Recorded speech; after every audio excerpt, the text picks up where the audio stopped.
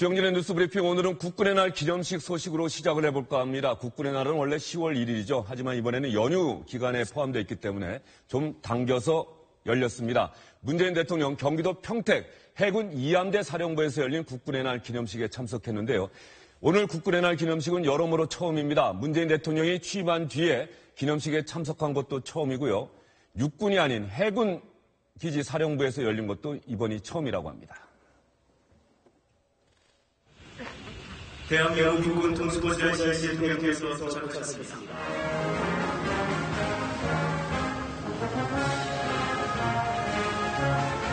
대통령께 대한 경례.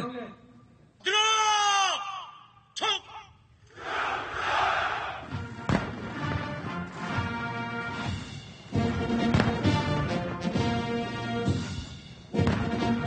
나는 오늘 군 통수권자로서 장병 여러분에게 우리 군의 새로운 출발과 사명에 대해 말하고자 합니다. 국방개혁은 더는 지체할 수 없는 국민의 명령입니다. 강도 높은 국방개혁은 한층 엄중해진 안보 환경에 대응해 국민과 조국의 안위를 지키기 위한 책무입니다. 나는 국방개혁의 성공을 위해 군 통수권자로서 할 수 있는 모든 지원과 조치를 다할 것입니다. 정부는 전시작전 통제권 조기 환수를 목표로 하고 있습니다. 우리가 전시작전권을 가져야 북한이 우리를 더 두려워하고 국민은 군을 더 신뢰하게 될 것입니다. 군의 사기는 국방력의 원천입니다. 방위사 비리는 범죄를 넘어 국가안보의 적입니다. 더 나아가 군 전체의 명예와 사기를 떨어뜨리는 이적행위입니다. 우리 군의 의지와 능동적 역할이 그 어느 때보다 중요합니다. 평화와 조국을 수호하는 보루로서 자부심을 갖기를 바랍니다. 다시 한번 건군 69년 국군의 날을 축하하며 문재인 대통령 국방개혁, 전시작전 통제권 조기 환수, 그리고 방위사업 비리 척결 이렇게 강조했습니다. 오늘 함께 이야기 나눠주실 분들 소개해드리겠습니다. 정치평론가 박상원 교수, 박창환 장한대 교수, SBS의 정승민 논설위원 이렇게 세 분 나와 계십니다. 어서 오십시오. 네, 안녕하십니까. 정승민 논설위원은 청와대 출입도 오래 하셨고요. 국군의 날 기념식이 지금 해군에서 열린 게 처음이라고 처음입니다. 하는데, 예. 통상적으로 국군의 날 기념식에 대통령이 참석하면은 어떻게 진행이 됩니까? 그 의전을 하게 되는데요. 이번 특히 가장 특이한 게 이제 육군 위주의 행사가 아닌 계룡대에서 하게 되면 장소가 좋기 때문에 사실 육군 위주 행사가 될 수밖에 없습니다. 그렇기 때문에 이번에 평택 2함대 사령부 아마도 그 천안함 사건 그 연평해전을 겪었던 2함대 사령부를 택한 거는 다분히 육해 공군 이 3군의 균형적 발전과 그리고 북한에 대해서 분명하게 경고 메시지를 보내겠다 이런 의도가 좀 담겨 있지 않나 그렇게 보여집니다. 예. 문재인 대통령이 국군의 날 기념식이 열린 평택 2함대 사령부에 도착을 해서 미리 와 있던 다른 내빈들과 악수를 나누고 인사하는 모습이 나가고 있습니다. 조금 전에 제가 간단히 말씀을 드렸습니다만 국방개혁, 전시작전 통제권 조기 환수, 방위사업 비리 척결 이렇게 세 가지를 강조했는데 하나하나 뜯어보면 사실 새로운 내용은 아니에요. 네, 그렇습니다. 국방개혁은 일반적인 얘기인 것이고 그다음에 이제 전작권 환수 문제는 문재인 대통령의 대선 공약이기도 했는데 일반적으로 지금 이제 북한 핵 미사일 위기가 지금 심화된 상황에서의 이제 국군의 날 기념식의 연설이었는데 굉장히 강군을 강조한 측면은 당연한데 조금 아쉬운 측면은 뭐냐면 기본적으로 핵과 미사일이 약간 비대칭 전력이고 이 위기가 상당히 고조되고 있지 않습니까? 여기서 이제 대통령의 메시지가 대단히 중요한데 일반적으로 강군을 강조한 측면이 있지만 이 지점에 대한 그 메시지가 좀 부족한 게 아니냐는 아쉬움은 좀 있어 보입니다. 그렇지만 국방개혁을 강조하거나 방산비리를 얘기하거나 전작권 환수를 얘기한 것은 후보 시절부터 문 대통령이 일관되게 한 얘기이기 때문에 그런 어떤 연장선상 속에서의 오늘의 연설이었다. 저는 이렇게 봅니다. 전시작전 통제권 조기 환수. 이 부분에서는 노무현 전 대통령 생각도 나고 말이죠. 문재인 대통령이 이 부분을 특별히 강조한 이유, 어디에 있다고 보십니까? 오늘 국군의 날 그 기념사에서요, 이기는 군대라는 키워드가 가장 이제 저는 주요한 이제 키워드였다라고 생각을 합니다. 근데 이 이기는 군대를 위한 몇 가지가 필요한데, 지금 너무나 육군 위주였단 말이에요. 그러다 보니까, 해군이나 공군력은 사실 이제 미군 연합 전략에 의지할 수밖에 없는 이런 상황이었기 때문에 이 부분을 이제 국방 개혁으로서 강조를 한 거고요. 또 전자권 문제 같은 경우에 지금 이번에도 뭐 미군 그 전략 폭격기가 북한 이제 영공 위까지 올라간 일이 있었는데 만약에 이제 뭐 어떤 사유든지 간에 전쟁이 발생하게 되면은 사실 우리가 할 수 있는 일이 없다라는 거죠. 우리가 지휘권을 가지고 있지 못하기 때문에 그런 차원에서 이 전시작전권 이제 환수를 갖다가 통해서 이 종합적인 우리의 전력, 군 전력을 갖다가 좀 향상시키기 위한 질적인 변화를 위해서 꼭 필요하다라는 게 문재인 대통령의 오늘 키워드였다. 또 이 방산비리 같은 부분도 군인들의 사기, 국민들의 군에 대한 신뢰 이런 걸 떨어뜨리는 거기 때문에 그래서 오늘 이야기한 이 세 가지가 다 우리 군이 진정으로 이기는 강군으로 만들기 위한 이 지금 문재인 정부의 세 가지 이 축을 갖다가 그대로 보여주는 그런 기념사였다라고 볼 수 있겠죠. 국군의 날 기념식이 통상적으로 예전에 돌이켜보면은 여의도에 광장이 있던 시절 말이죠. 정말 우리나라도 그 북한의 열병식 못지않은 대규모로 치러지다가 언제부터 이렇게 좀 축소가 돼서 진행이 된 거죠? 아무래도 문민정부가 들어선 이후부터 그런 것 같습니다. 축소가 됐습니까? 그렇긴 한데 이번에 보면 또 특징 중에 신무기들이 많이 공개됐거든요. 마치 무슨 우리도 이런 전력을 갖고 있으니까는 북한에 향해서 요격을 우리 할 수 있는 역량을 갖고 있다. 그래서 보니까 오늘 이제 한국형 삼축 체제라는 말을 이제 대통령도 했는데 이게 좀 어려운 얘기인데 킬체인이라는 게 있습니다. 첫 번째가 이게 뭐냐면 공격형 방어 시스템. 그러니까 적이 우리를 향해서 어떤 공격을 하려고 하면 사전에 미리 이걸 파악해서 하는 킬체인. 이 킬체인의 핵심 전력이 현무 2 탄도미사일인데 오늘 공개가 됐습니다. 처음이라 그러죠? 예, 처음입니다. 예. 그리고 또 사거리가 1,500km 되는 그 순항 미사일 현무 3 미사일도 공개가 됐는데요. 이런 식으로 오늘 이제 여러 가지 미사일들 우리가 갖고 있는 전력들을 공개한 것 아까 말씀드렸다시피 이 현재 북한 핵과 미사일 위협이 고조된 상황에서 북한을 향해서 분명하게 우리가 이런 이기는 군대로 갈 수 있는 전력을 우리가 독자적으로 갖고 있다. 아까 말씀하신 그 전시작전권 환수도 그런 독자적인 우리의 군사 역량을 강화하는 차원에서 우리가 추진할 것이다. 그런 의지를 분명히 보인 거죠. 네, 어쨌든 간에 북한의 잇단 탄도미사일 발사 6차 핵실험으로 한반도 긴장이 고조된 상황에서 국군의 날 기념식이 열렸습니다. 문재인 대통령 국군의 날 기념식 마친 다음에 묵무대왕함으로 이동을 해서 장병들과 점심 식사를 함께 했는데요. 이 관련한 그림이 들어오면 들어오는 대로 여러분께 보여드리면서 이야기를 나누도록 하겠습니다. 저희는 다른 주제로 넘어가 보도록 하겠습니다. 문재인 대통령은 여전히 이 이야기에도 등장을 합니다. 어제 청와대 상춘제에서 여야 4당 대표들과 문재인 대통령 사이에 만찬 회동이 열렸습니다. 자유한국당 홍준표 대표는 불참했죠. 집에 가서 공부한다. 기자들에게 이렇게 얘기를 했는데요. 어제 문재인 대통령과 여야 4당 대표의 만찬 회동 어떤 모습이었는지 저희가 여러분께 자세히 보여드리겠습니다.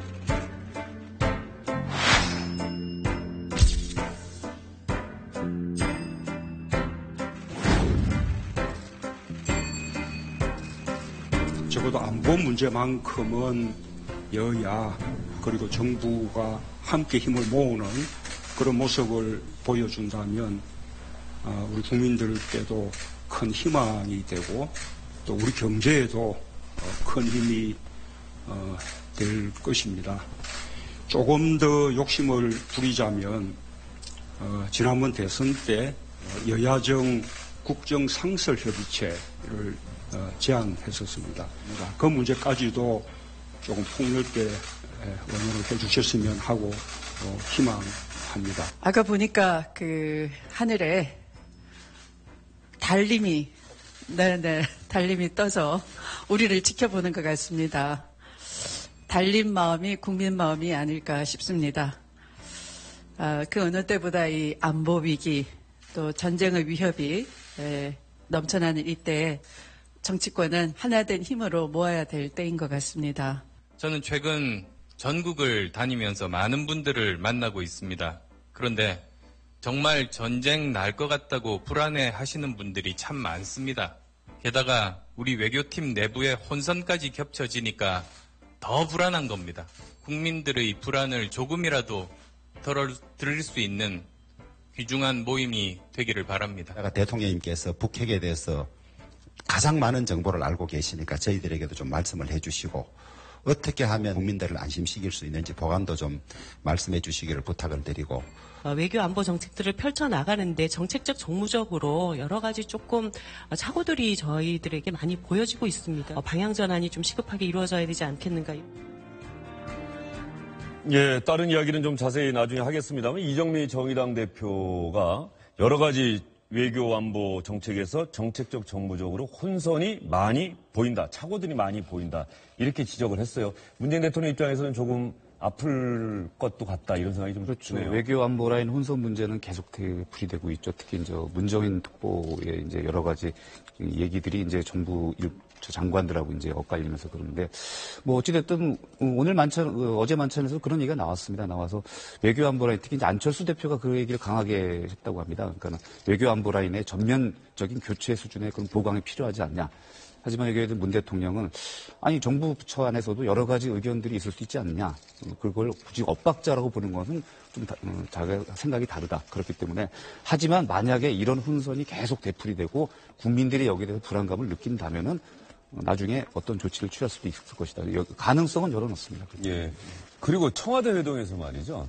이번에 화면 보면서도 어떤 분들이 그렇게 생각하실 것도 같은데 대표들이 돌아가면서 이렇게 마이크를 들고 얘기를 하는데 그게 취재 기자들의 취재 편의를 위해서 그러는 겁니까? 사실은 자연스럽게 마이크를 한 손에 들면 좀 아무래도 부자연스럽잖아요. 그런데 항상 보면 우리 청와대 회동에서도 이렇게 마이크를 들고 마이크를 돌리면서 이렇게 얘기하는 게 그게 아마도 저런 거 아닌가 싶습니다. 그러니까는 어차피 온 분들이 다 각 당의 대표들 아닙니까? 대표성을 가진 분들이니까 여러분들이 와서 할 말은 다 해라.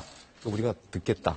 이른바 소통하고 이런 모습을 보여주려고 하다 보니까 또 그렇다고 그 얘기를 그냥 마이크 안 들고 하기도 좀 뭐하고 하니까 그런 일종의 소통의 장을 마련한다는 차원에서 그렇게 해석하면 되지 않나 싶습니다. 예, 지금 문재인 대통령도 지금 방금 화면처럼 마이크를 들고 얘기하고 문재인 대통령과 또 다른 여야 대표들이 들었던 마이크가 좀 다르네요. 그건 잘 모르겠는데 우리가 이제 저게 일종의 정치의 관행일 수도 있는 것이 각 당에서 아침에 이제 최고 지도부 회의를 하지 않습니까? 그럼 기자들이 이제 일단 카메라가 있습니다. 그러면 각자 마이크를 들고 이제 자기 존재감을 한껏 뽐내야 되는 것이죠. 그다음에 기자분들 좀 나가주십시오 하면 그다음부터 본격적인 회의가 되는데 어쨌든 대표회담 같은 경우에도 안철수 대표든 누구든 간에 카메라가 있을 때 자기가 오늘 문재인 대통령에 대해서 야당 대표로서 할 말은 충분히 하고 있다는 것을 육성으로 일단 보여줄 필요는 있는 것이거든요. 그렇기 때문에 저런 장면, 저런 관행들은 계속되지 않겠나 이런 생각도 듭니다.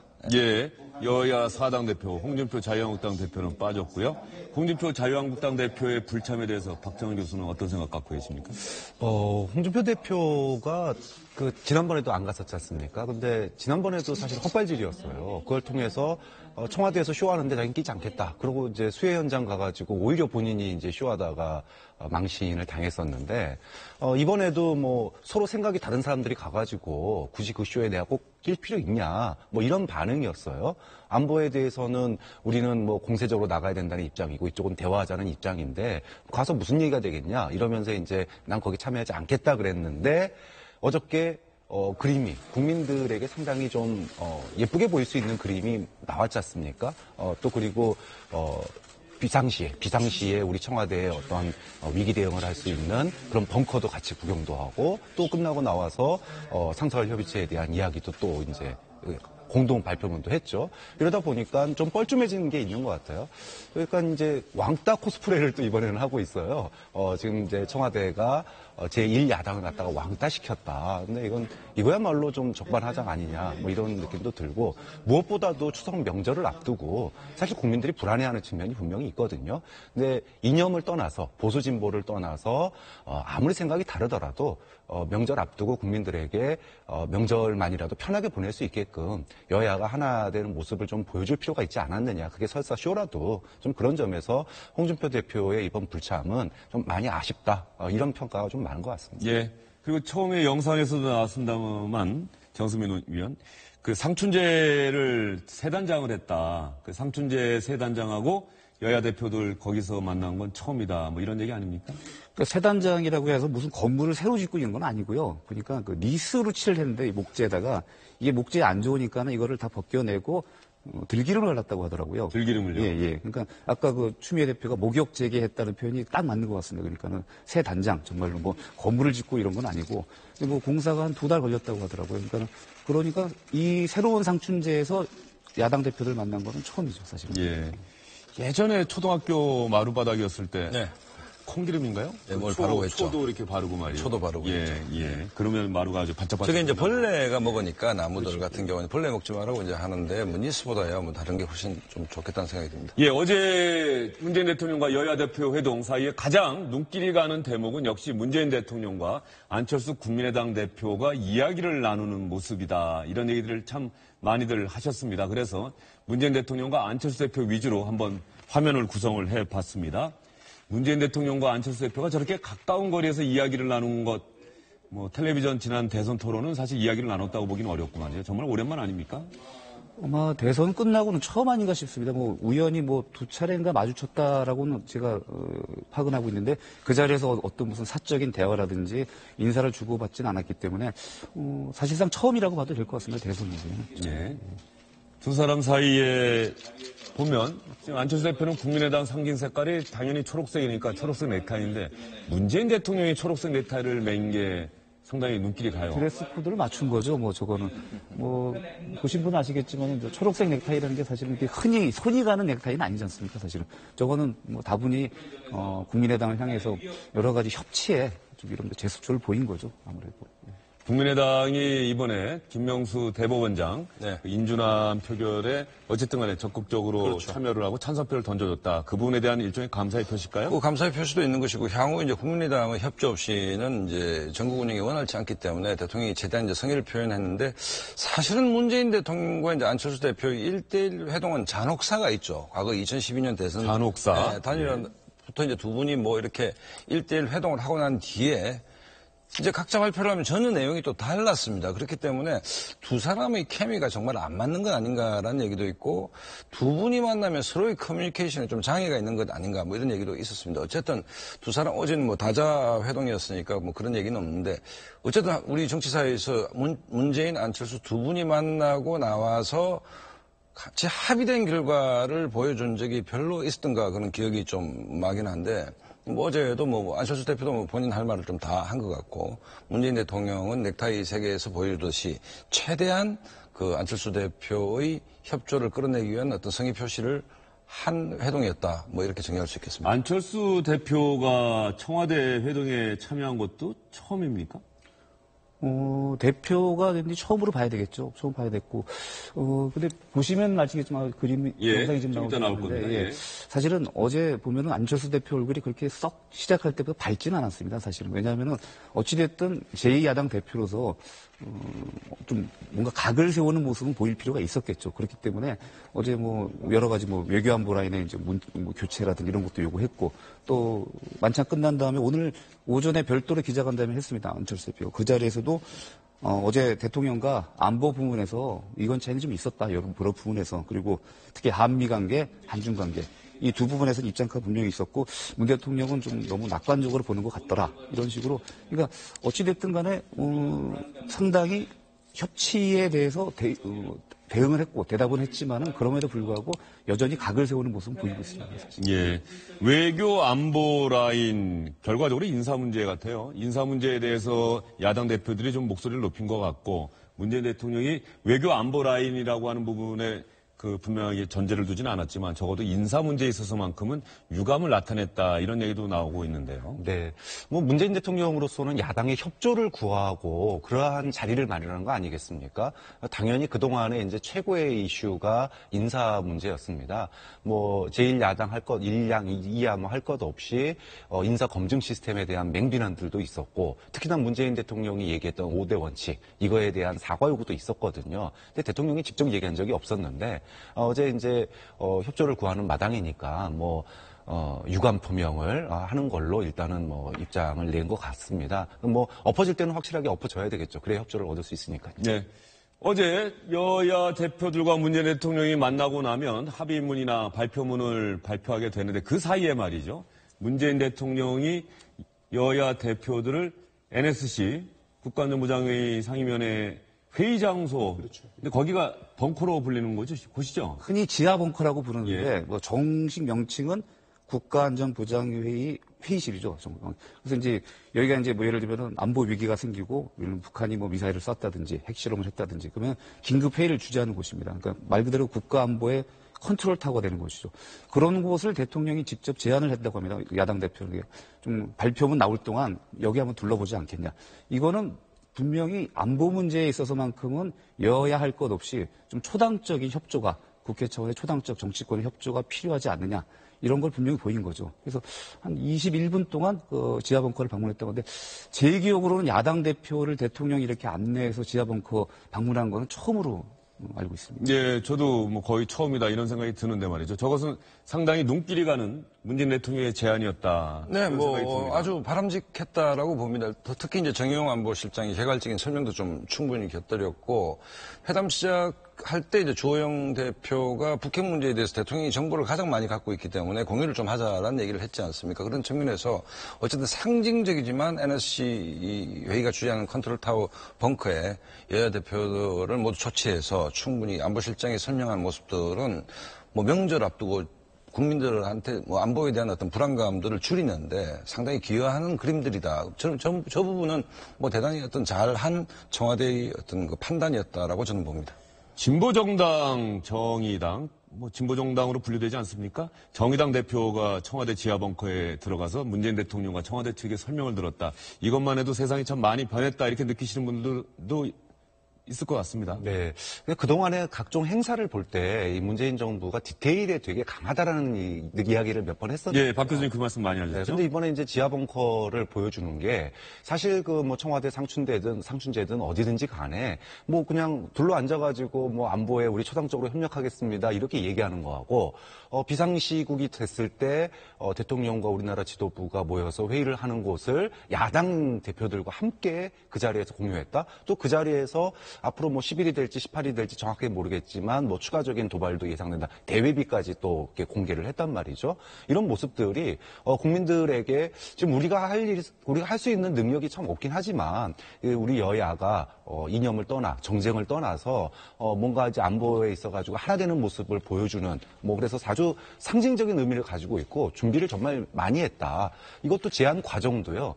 이 공동발표문 이거 하는데 정리하는데 시간 걸리니까 우리 그 사이에 잠깐 다녀오시죠. 이렇게 했다는 거 아닙니까? 그렇게 보면 맨 처음부터 이제 공동발표 문제에 대해서 준비를 했던 거고 거기에 대한 구체적인 이동 경로까지 다 안배를 한 것이니까 상당히 야당 대표들에게 함께하는 모습을 국민들에게 보여주려고 아주 고심을 하는 적이 역력히 나타나는 것 같습니다. 예.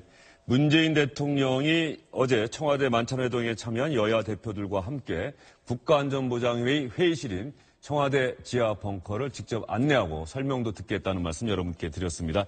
지하벙커를 둘러보는 사이에 청와대와 여야 사당 대변인들은 공동 발표문을 작성을 했고요. 그 공동 합의문을 함께 발표를 했습니다. 제 기억에 이것도 아마 사상 처음이지 않을까 싶습니다. 오늘 당 대표 회동 결과를 공동 발표문의 형식으로 말씀드리겠습니다. 위중한 한반도 안보 상황을 타개하고 평화를 회복하기 위하여 초당적인 대처가 필요하다는 데 인식을 같이 하며 다음의 사항을 위해 함께 노력하기로 하였습니다.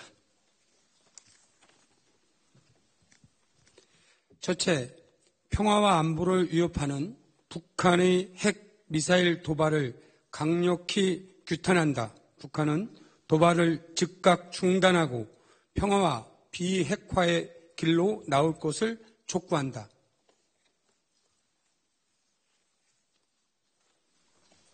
둘째, 유엔의 대북제재 결의를 철저히 이행하며 한미 동맹을 강화하고 확장 억제의 실행력 제고를 포함한 대북 억지력 강화를 위해 노력한다. 셋째, 한반도에서 전쟁은 결코 용납될 수 없다. 북한 핵 문제를 포함한 안보 현안을 평화적으로 해결한다는 원칙을 재확인한다. 넷째, 한반도 긴장 완화를 위한 국회의 초당적 역할이 중요하며 정부는 이를 적극 지원한다. 마지막 다섯째, 여야정 국정상설협의체를 조속히 구성해야 한다는 데 뜻을 같이 한다. 예, 보통 통상적으로 청와대에서 대통령과 여야 정당 대표가 만나면 그 내용에 대해서 브리핑을 청와대가 따로 하든가 아니면 청와대가 안 하면 각 정당 대표들이 할 겁니다. 이렇게 해서 국회 정론관이나 당사에서 하지 않았습니까? 그러니까 저렇게 많이 하죠. 그러니까 대통령 말은 청와대에서 브리핑하고 가서 들은 얘기들 대변인 예를 들면 각 당 대표가 한 말은 돌아가서 하고 합의문이 나올 경우도 그렇습니다. 근데 저도 처음 보는 것 같습니다. 저렇게 저 같은 자리에서 그러니까 뭐냐면은 서로 간에 완벽한 합의가 이뤘다는 거죠. 그러니까 각자 가서 할 필요 없이 여기서 하자 이런 그것까지도 합의가 됐다는 얘기니까 어찌 보면은 상당히 이례적입니다. 근데 저런 식으로 청와대에서 여야 대표가 회동해갖고 한 게 2년 6개월 만이라고 하더라고요. 예. 그래서 그때가 박근혜 정부 시절이죠. 그 당시 새누리당 김무성 대표 그리고 지금 대통령 문재인 그 새정치민주연합 대표 회동 때 나온 게 이제 2015년 3월 이때라고 하더라고요. 그래서 그 이후 2년 6개월 만에 이런 합의가 나는데 어쨌든 상당히 이례적이고 발표 방식도 그렇고 내용도 그렇고 뭐 어쨌든 마지막에 그 박수현 청와대 대변인 말대로 여야정 국정상설협의체를 조성하자. 이게 이제 문재인 대통령이 일관되게 좀 주장해 왔던 얘기고 그렇죠. 빨리 정치권 향해서 구성을 하자고 했는데 이 부분에 대해서 어쨌든 뭐 아쉬운 거는 뭐 제1야당인 자유한국당이 빠진 게 조금 아쉽긴 하지만은 어쨌든 여야 사당이 이렇게 합의한 거 상당히 의미가 있다고 보여집니다. 네, 뭐 내용 자체가 아주 대단히 의미가 있다고 볼 수는 없지만 그럼에도 불구하고 합의 자체가 중요하다 이런 말씀을 정수민 의원께서 하셨는데 북한의 도발 강력히 규탄한다. 이건 뭐 지극히 당연한 얘기일 거고요. 유엔 대북제재 결의 철저히 이행하고 한미 동맹 강화하고 세 번째 한반도에서 전쟁은 용납할 수 없다. 북핵 문제 평화적으로 해결한다. 한반도 긴장 완화를 위해서 초당적으로 협력한다. 그리고 그런 측면에서 본다고 한다면 어제 공동 발표문에서 진짜 합의는 마지막 여야정 국정상설협의체 조속히 구성해야 한다는데 이 부분이 가장 의미가 있어 보입니다. 그렇죠. 이제 상설국정협의체가 이제 방점 아니겠습니까? 이걸 합의했다는 것이고 이 부분을 이제 다음 날은 민주당은 이 부분을 판을 키우고 있습니다. 상설국정협의체가 대단히 중요하다, 대단히 의미 있다라고 이제 하고 있는 것이고 국민의당과 바른정당은 조금씩 발을 빼는 모양새도 있습니다. 근데 어쨌든 지금 그 5당 체제에서 청와대 입장이나 민주당 입장에서는 어쨌든 그 협의체라는 형식의 야당이 참여하는 형태의 어떤 그 논의 구조를 만들었다는데 굉장히 의미를 좀 두고 싶어 하는 모양새고, 그 다음에 이제 아까 말씀하셨듯이 상설국정협의체가 되려면 이제 한국당도 참여하고 뭐 이래야 되는데 한국당은 이제 보이콧을 선언하고 구체적으로 이게 이제 어떻게 운영이 될지는 숙제로 남아있지만 에서 어쨌든 청와대와 민주당은 이 부분이 굉장히 의미가 있는 성과였다라고 지금 얘기하는 형국이다. 이렇게 보여집니다. 예, 청와대 대변인과 여야 정당의 대변인들이 함께 발표를 했는데 저 발표도 조금은 좀 어색하긴 했어요. 차라리 저때 모든 대변인에게 마이크 하나씩 주고 나서 이렇게 얘기했으면 더 자연스러웠을 텐데 그 단상을 번갈아 막 올라서야 되다 보니까는 막 겹치기도 하고 말이죠. 당대표들 보니까는 마이크가 다 앞에 하나씩 다 있었더라고요. 아까 보니까요. 그래서 서로 이렇게 자기 기회가 왔을 때 마이크 들고 이런 모습을 연출했는데 아무래도 이제 청와대 대변인실은 이렇게 한 사람한테 포커스가 맞춰지도록 카메라를 다 돼 있지 않습니까?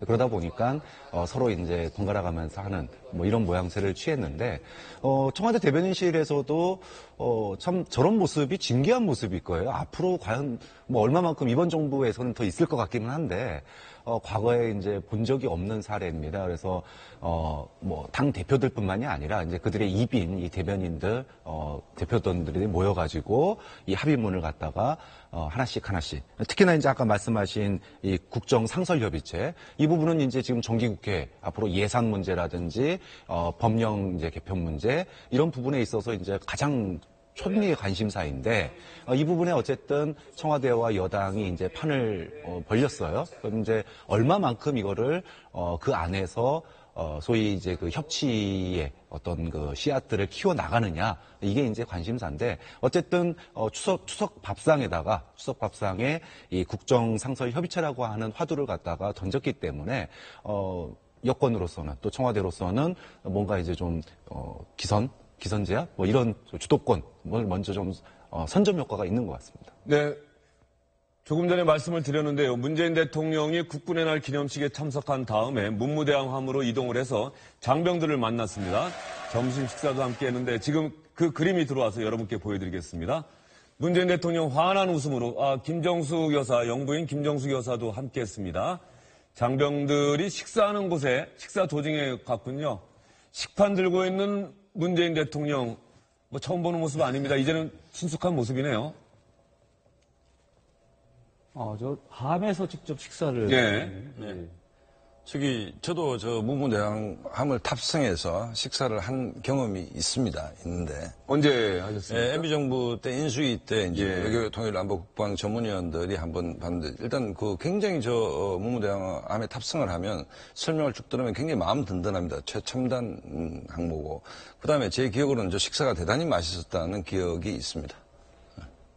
문무대왕함 식사만 맛있습니까? 아니면 장병들 식사가 다 좋아진 겁니까, 이제? 전체적으로 그 당시 장병들 인터뷰를 하니까 식사들이 굉장히 좋다라고 얘기를 하고 있고, 그 다음에 저 안에 어떤 첨단 장비들이 굉장히 놀라운 정도의 우리나라의 국방력 수준이 놀랍다는 생각들을 많이 하게끔 뭐 이런 어떤 있는데, 조식당으로 기억되는데, 어쨌든 장병들 식사가 다른 부대는 모르겠습니다만, 이제 문무대왕 함에서 주어지는 식사들이 대단히 좀 훌륭했다는 생각이 들었습니다. 원래 전통적으로 육군에 비해서 해군, 특히 이제 바다를 나가는 이런 함정들에는 식사 부식이라든지 이런 것들의 질이 상당히 높고요. 또 맛도 상당히 있는 것으로 알려져 있습니다. 뭐 어쨌든 간에 대통령 부부가 장병들과 어울려서 함께 식사를 하고 지금 메뉴가 보면 비빔밥 같죠? 정수민이요? 예, 비빔밥으로 보여지는데 뭐 반찬들은 잘 안 보이네요. 어떤 반찬인지. 상당히 아까 주영진 앵커도 말씀하셨지만 저런 소탈한 모습들, 취임 초 계속 이어지는 모습들이죠. 이런 행보들이 사실 뭐 국민들한테는 상당히 좋게 비춰지고 있는 건 사실인 것 같습니다. 예, 김정숙 여사 옆에 검은 뿔테 안경을 쓴 병사가 어쨌든 간에 그 표정이 상당히 인상적입니다. 좀 어려워하는 듯도 한데 뭔가 기분도 좋아 보이기도 하고 딱 저 표정이니까 어렵죠. 대통령 네 분이 옆에 계시는데 식사가 잘 되겠습니까? 그러면서 또 대단히 영광이기도 하고. 아니, 머릿속으로는 이제 내 친구들한테 이걸 어떻게 자랑을 하고. 자랑할 만하죠. 지금 그런 생각 하지 않겠습니까? 그렇죠. 과거에 노무현 대통령이 이라크인가요? 그 파병부인들 격려하러 갔을 때 그 중에 이제 군인 중에 한 명이 한번 안아보겠습니다 하고 뛰어나왔던 그런 장면들이 있었는데. 정승민 의원이 그때 취재. 제가 이라크를 갔었습니다. 그건 말 그대로 전혀 연출되지 않은 즉석에서 이루어진. 그 사진 노무현 대통령이 환하게 웃으면서 그죠? 그 사진이죠. 상당히 많이 그런 어떤 인상적인 장면으로 딱 각인되어 있는 장면이죠. 이제 좀 장성들과 함께하는 모습들도 중요하지만 국민들의 자식 아닙니까? 다 저기 있는 사병들이 그렇다 보니까 이 국민들의 자식들과 대통령 우리 선출한 대통령이 함께 저렇게 특식이 아니고 일반식을 그렇게 같이 먹고 있는 모습들 이런 모습들은 문재인 대통령이 가장 이렇게 이런 표현들이나 이런 것들을 상당히 잘하는 것 같아요. 예. 저 병사 얼굴 조금 전 그 표정이 제가 아까 말씀드린 그 표정 역력합니다. 약간 웃음기도 띄면서 말이죠. 나중에 영상이 한 번 더 돌면 시청자 여러분도 확인하실 수 있을 것 같습니다. 문재인 대통령과 김정숙 여사가 국군의 날 기념식이 끝난 다음에 문무대왕함으로 이동을 해서 장병들과 함께 비빔밥으로 점심 식사를 하는 장면 나오고 있습니다. 그리고 문재인 대통령이 이 자리에서 어떤 얘기했는지는 조금 뒤에 아마 나올 것 같은데요. 주영진의 뉴스브리핑 시간에 전달해 드릴 수 있을지는 불투명해 보입니다. 조금 전까지 문재인 대통령과 여야 사당 대표의 어제 청와대 만찬회동 관련해서 자세히 전해드렸는데 어떻게 보면은 반론권 차원에서라도 자유한국당 얘기를 안 할 수가 없습니다. 자유한국당에서는 자신들이 불참한 가운데 이뤄지는 어제 청와대 만찬 회동에 대해서 어떤 평가를 내놓았을까요? 대통령과 여야 사당 대표 만찬은 북한의 현실적 핵무기 앞에서 국민을 안심시킬 실질적 대책은 없이 한가한 벙커 구경 수준으로 끝났다고 평가를 합니다. 대통령이 여야 당대표와 함께 모이면 마치 북핵 안보 위기가 해소라도 된 듯이 착각하게 만드는 또 하나의 쇼통이 아니었기를 바랍니다.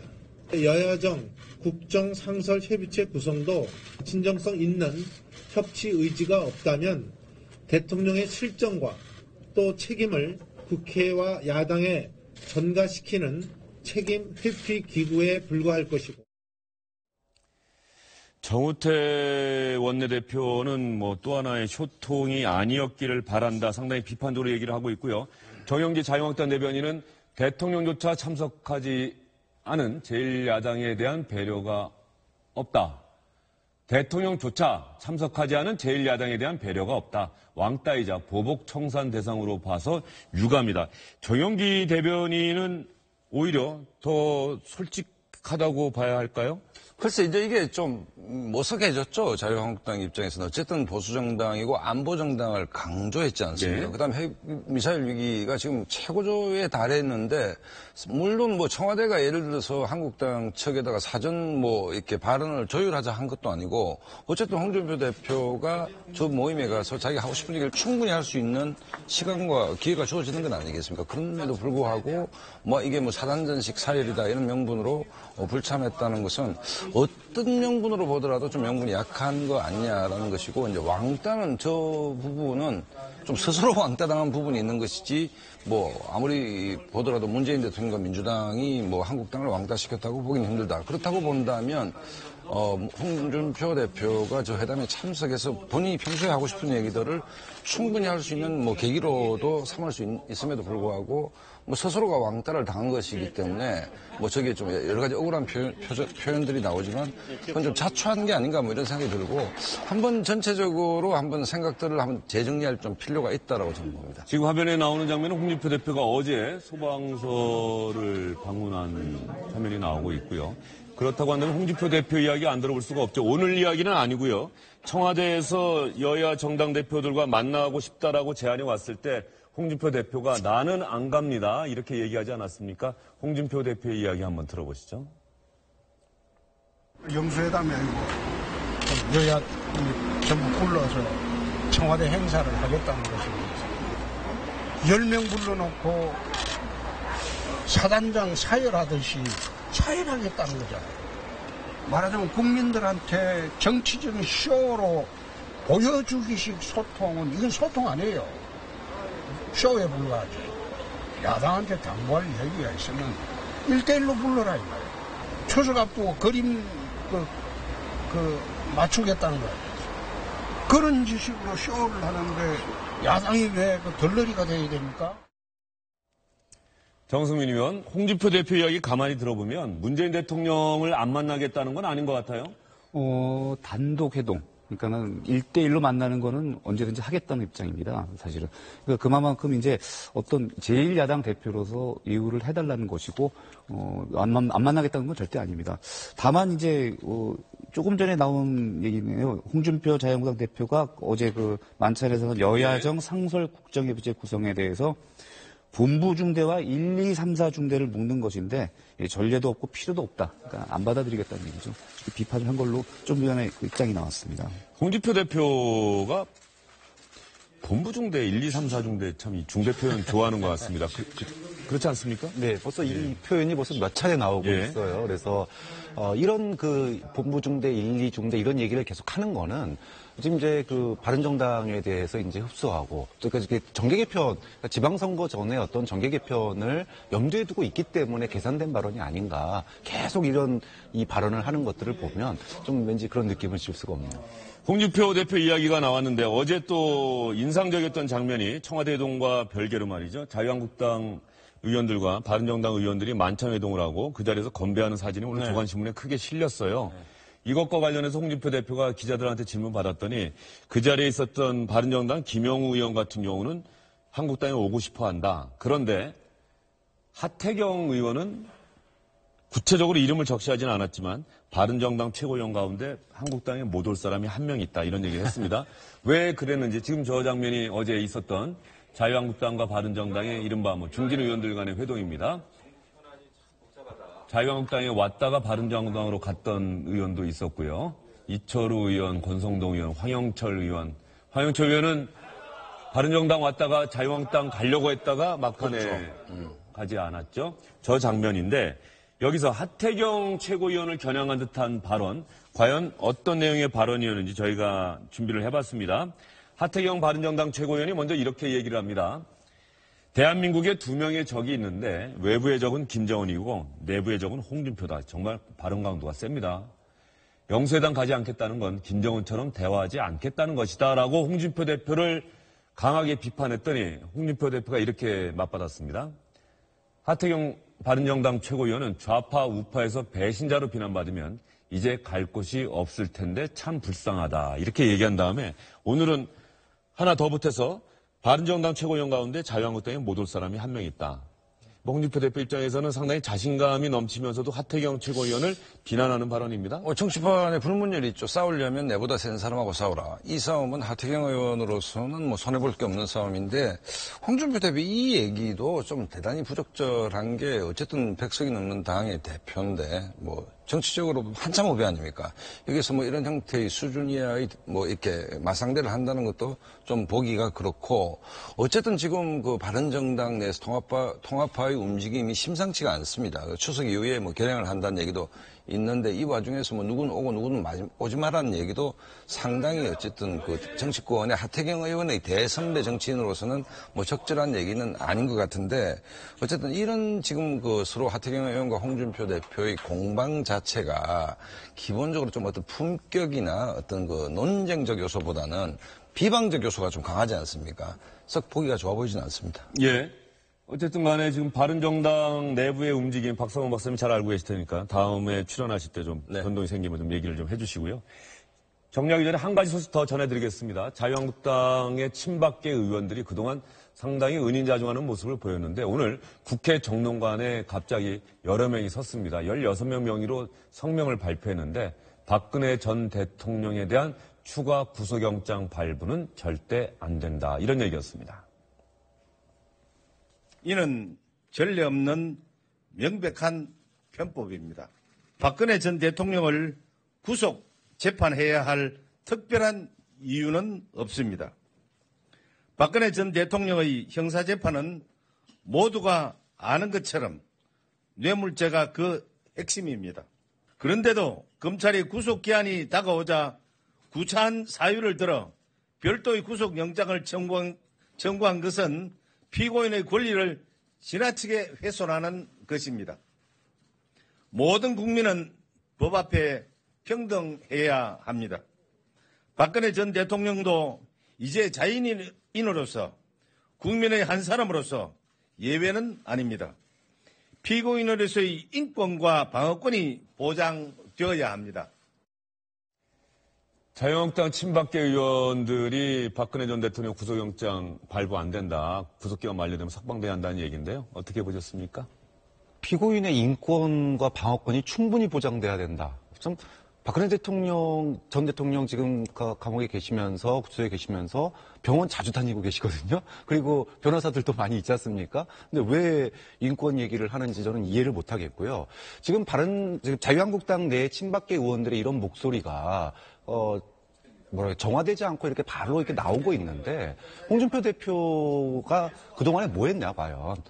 소위 이제 과거에 이제 국정농단에 어떤 함께 했던 그런 소위 친박계에 대한 인적 청산 문제가 요구가 많이 됐었는데 그런 부분들에 대해서 전혀 뭔가 진전이 이루어지고 있지 못하다라는 느낌을 또 이런 걸 통해서 보여주는 것 같아요. 좀 그런 점에서 지금 자유한국당 내에 이 친박계와 이제 소위 비박계 간에 지금 뭐 친박계 몇 명을 쫓아내느냐 요거 가지고도 지금 논란이 큰데 향후에 이제 지방선거라든지 선거에서 공천권을 둘러싸고 이런 개파 갈등이 더 나올 가능성도 충분히 있을 수 있겠다. 뭐 저는 그렇게 예상이 됩니다. 그런데 말이죠. 16명 가운데 정선민 의원, 김태용 이장우 의원 이름이 안 보여요. 친박계 내부에서도 뭔가 좀 이견이 있는 겁니까?